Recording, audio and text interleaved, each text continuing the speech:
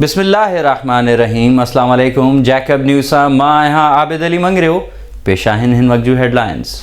जैकबाबाद में गुज़िरियल ॾींहुं कोरोना सबब मेड़ाकनि ते पाबंदी बावजूद मातमी जलूस कढण दौरान पुलिस सां थियल झेड़े जो शिया अॻवाननि सैयद एहसान शाह ऐं बंदे अली जाफ़री समेत 240 ॼणनि ख़िलाफ़ सिटी थाणे ते दाख़िल कयल केस में शिया अॻवान सैयद एहसान शाह समेत गिरफ़्तार थियल 25 ॼणनि खे फर्स्ट सिविल जज जुडिशल मैजिस्ट्रेट इम्तियाज़ हुसैन लाखेर जी अदालत में पेश कयो वियो। अदालत सभिनी जवाबदारनि खे जेल मोकिलण जो हुकुम ॾेई छॾियो। वाज़े रहे त गुज़िरियल राति डंडा बरदार माण्हुनि पारां सिटी थाणे ते हलां करण जो केस बि 123 अणसुञातलनि ख़िलाफ़ दाख़िल कयो वियो आहे। ठुल्ह में लाशारी बिरादरी पारां ठुल्ह पुलिस जी मुबैना ज़ियादतियुनि ख़िलाफ़ मर्द तोड़े औरतुनि जो प्रेस क्लब आॾो एहतजाजी मुज़ाहिरो। मुज़ाहिरीन जो चवणु हो त कुझु ॾींहं अॻु 15 मददगार पुलिस जे अहलकार शेर मोहम्मद लाशारी असांजे घरनि ते हमिलो कयो, जंहिंमें 70 वरियनि जी पीरसन औरत समेत 6 ॼणा गोलियूं लॻण सबबि ज़ख़्मी थिया, जंहिंजो केस पुलिस अहलकार समेत 5 ॼणनि ख़िलाफ़ दाख़िल कयो वियो। पर अॼु पुलिस पंहिंजे पटे भाई जे वांगार वहंदे असांजे घरनि ते चढ़ाई करे 3 ॼणनि खे गिरफ़्तार करण बाद 9 ॼणनि ख़िलाफ़ कूड़ो केस दाख़िल करे छॾियो आहे। पुलिस पारां यकतरफ़ा कार्रवाई जो IG नोटिस वठी इंसाफ़ फ़राहम करे मुज़ाहिरीन जो मुतालबो।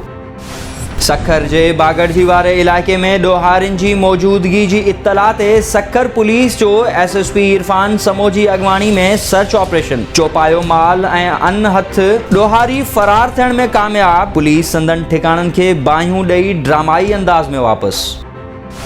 ठुल्ह में paramedical staff joint action committee पारां रिस्क अलाउंस न मिलण ऐं पघारुनि मां कटौती करण ख़िलाफ़ यंग डॉक्टर्स स्टाफ जो डॉक्टर मोहम्मद आलिम सूमरो ऐं अब्दुल रहीम दायो जी अॻवानी में बांह ते कारियूं पटियूं ॿधी एहतजाज।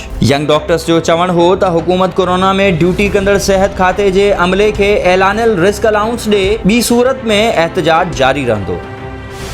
भिरिया रोड में Pakistan paramedical staff association unit RHC भिरिया पारां ज़िलई मैनेजर IHE डॉक्टर फिदा हुसैन मेमन ख़िलाफ़ ज़िलई सदर मोहम्मद अशरफ, जनरल सेक्रेटरी मोहम्मद यूनिस वसण, गुलाम रज़ा कलोडो ऐं ॿियनि जी अॻवानी में एहतजाजी मुज़ाहिरो कयो वियो। ज़िलई मैनेजर पारां गुज़िरियल केतिरे अरसे खां पैरामेडिकल स्टाफ सां बदइख़लाक़ी कई पई वञे, जेको मज़म्मत जोॻो अमल आहे।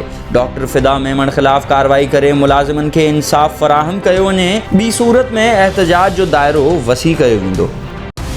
बोज़दार वॾा पुलिस पौरियतनि लाइ अज़ाब बणिजी वई। SHO आशिक़ मीरानी हुकूमती हुकुम हवा में उॾाए छॾिया। मेडिकल स्टोर, करियाना, गोश्त, मुर्गी, सब्ज़ी ऐं फ्रूट जा दुकान ज़बरदस्ती बंदि कराइण बाद बर्फ़ विकिरो कंदड़ पौरियत जी दुकान ते चढ़ाई, संदुल भञी छॾियो, पौरियत जो एहतजाज।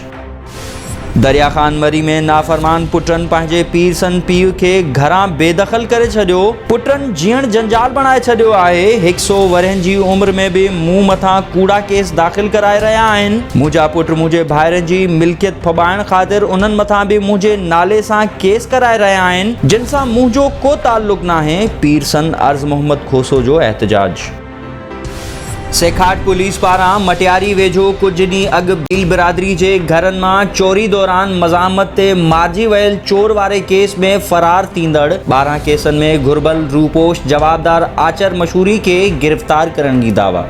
SHO सेखाट शाहज़मान चांडियो मूजिब कार्रवाई ॻुझे इतला ते कई वई आहे। जवाबदार मथां मटियारी, हाला, भाणोट ऐं सेखाट थाणे ते 12 खां वधीक केस दाख़िल आहिनि, जिन में रूपोश हो, जंहिंखे अॼु हिकु डबल बैरल बंदूक समेत गिरफ़्तार कयो वियो आहे।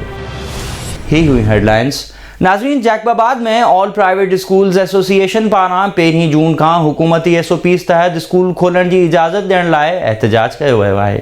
All private schools association Jacobabad पारां हिकु हंगामी इजलास सदर सिकंदर अली महर जी सदारत हेठि थी गुज़रियो, जंहिंमें फ़ैसिलो कयो वियो त हुकूमत पारां 1 जून खां तालीमी इदारा खोलण लाइ मुहिम हलाई वेंदी, छाकाणि त गुज़िरियल 3 महीननि खां स्कूल बंदि हुअण सबबि न सिर्फ़ तालीम तबाही किनारे पहुतल आहे, बल्कि नंढे ख़ानगी तालीमी इदारनि जो मुआशी क़त्लेआम बि थी रहियो आहे, जंहिं लाइ हुकूमत खे घुर्जे त 1 जून खां SOPs तहत तालीमी इदारा खोलण जी इजाज़त ॾिनी वञे। इजलास खां पोइ ख़ानगी स्कूल स्कूलन जे मालिकन ऐं प्रिंसिपल्स ज़ाहिद वगण, ज़हरा सरकी, नसीबुल्ला हांबी, राजा दाद मोहम्मद बिरोही, जाहिद अली मंगरियो, जुबैर अहमद कुरैशी, जान परवेज राजपूत, बाबर अली राहूजो, मोहम्मद कलीम सोलंगी, अब्दुल हफीज़ टालानी, मीर दोस्त उमरानी ऐं शौकत अली कुरैशी जी अॻवानी में स्कूल जी चार दीवारी अंदर एहतजाज पिण कयो वियो। सर हीअ जेको असांजो अॼु एहतजाज आहे उहो प्राइवेट स्कूलनि खे जेको न तबाही खे बचाइण जे बारे में आहे, ॿियो तालीम खे जेको न बचाइण जे बारे में आहे।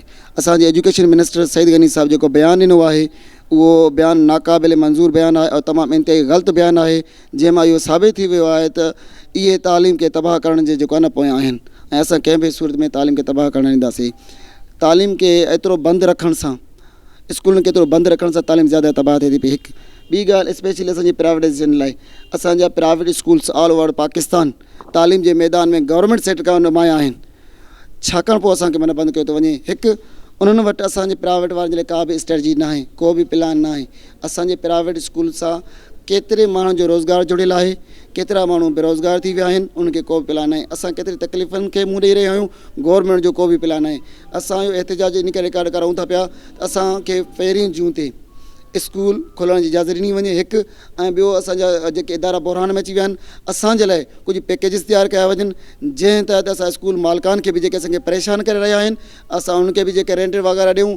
जेके असां वटि ग़रीब असातिज़ा पढ़ाइनि था पिया, जेके बिल्कुलु ग़रीब आहिनि, एजुकेटेड बिल्कुलु ग़रीब आहिनि, सफ़ेद पोश आहिनि, जेके कंहिंजे अॻियां हथ बि टंगे नथा सघनि, ॾाढी परेशानी हाल में आहिनि।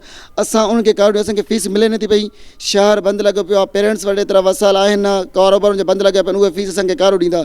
जेकॾहिं असांखे फीसिस न मिलंदियूं त असां टीचर्स खे कारो ॾींदासीं। असां गवर्नमेंट खां इहा बि डिमांड करूं था पिया।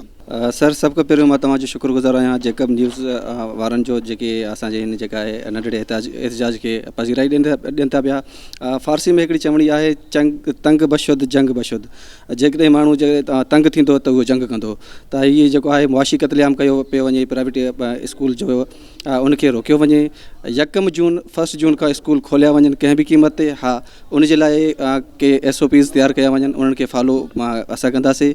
ऐं इहा SOPs जी वायोलेशन तव्हां बाज़ार में जेके बि हालात आहिनि उहे तव्हां को गुझा कोन आहिनि।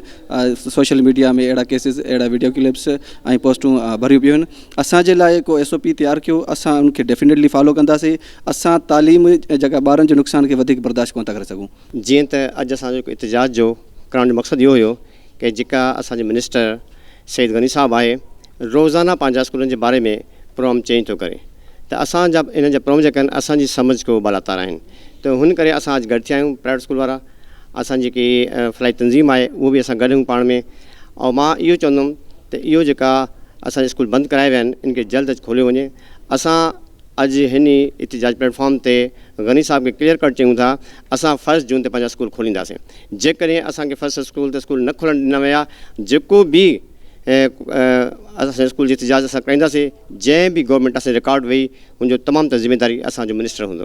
ख़ानगी स्कूल मालिकन ऐं प्रिंसिपल्स पारां मुतालबो कयो वियो आहे त हुकूमत पारां तालीमी इदारनि खे बग़ैर व्याज जे आसान किस्तनि वसीले कर्ज़ा ॾिना वञनि त जीअं हू अमले जूं पघारूं ऐं इमारतुनि जूं मसवाड़ूं अदा करे सघनि। ही हुयूं हिन वक़्त ताईं जूं ख़बरूं। वधीक तफ़सील लाइ विज़िट कयो असांजी वेबसाइट www.jacobnewshd.com ऐं फेसबुक ते फॉलो कयो। ॾिसंदा रहो जैकब न्यूज़, ख़बर खां हक़ीक़त ताईं।